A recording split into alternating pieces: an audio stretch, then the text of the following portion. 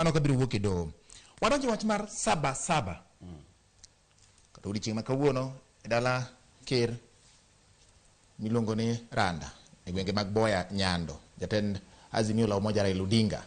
wacho ni okwayo jopiny mondo owuok chieng' tarik 7 dwe mar 7 saba saba. Kidwa nyis sirikal ni jopiny ok mor gi kaka gisebedo ka giringo. Sani koro dhi gachiel. Ma be sama ber kod wach mar ng'anyo.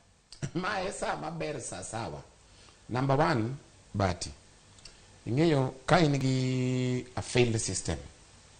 ma MPs moyier gi jopiny inyiew ka njugu. In kaka wabedi kodi ka ing'e ni majority mar parliament ma Kenya, whether Senate, whether National Assembly, majority en jo Azimio. Ana kia mano nikech ang'isi ni ino ikia puonji indinge ni oda weke ne adwa ni vinja oda weke na okibimia wachoda adwa ni vinja anema control debate kora na puonji kora nyisi ni anyisi ni kalwore gi pronouncement mar parliament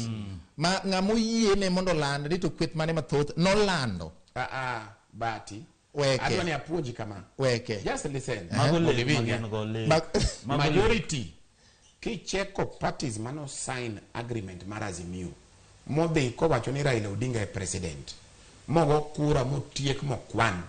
majority en Azimio mano kikia akunyi nyathiwa ing'eni in panelist in gidene in mediator kura an panelist in apuonji mus mang'eyo weri gi jok moket makoro discuss ma decide ni adwo penj ni president okawi ni in speaker moro be mar senate okete then giwacho ni kaka nindo machiew ni koro joge mang'eny weri gi mano kura manogo aching jo Azimio kikwano kura mar jo Azimio mano sign agreement okay they are the majority magone sigana machincha emang'isi ni abire issue yes wadonje issue wadonje issue kura manogo aching Azimio majority to koro kawa discuss issues makonyo jo piny to parliamentarians moyier mane odonjo Azimio oyier kata sini Raila mane president inyiew gi ka njugu tinno ga weche matimre moko gin busy gin America moko onyiew gidonjo koni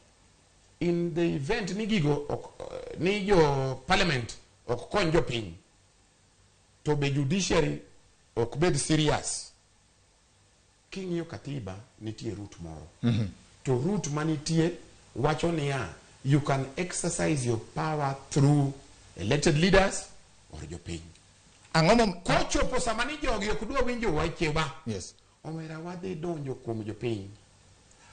ema koro gima timre saba ni en ni jopiny inyre magara de jakom an kadi pinya jakom do wewe jogi nikech jogi to dhi donjo ne jogi very soon. Okay apenye maonge japiny kapok iwuoyo mulo abro dhi ir Mark Matunga kapok adhi ire ada penjo weke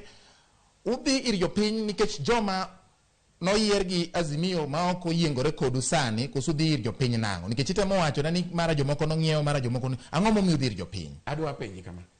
asepuonji ni majority ma joma noyier gin jo Azimio sani kineno finance act ma sani koro en act Maruto nyocha ugo kogno gininyo jopiny king'iyo bech petrol ni malo king'iyo bech maisha ni malo king'iyo bech ushuru ni malo ng'eni Bati sani in hapa ni aneno ni huruma ng'eni samora ni TV taneno ni huruma sana nikech king'iyo pay slip mari kagini koto wewe odhia aching kako dhini aja tiwa idhi nyiri ili dongi 40 something % mi konjo uma jo Migori kama sandre ka mango ngene joma idi ijri jathiwa alebo ni to be nyaka wadhi saba wadili gi jogi okay wapuonja be wapuonja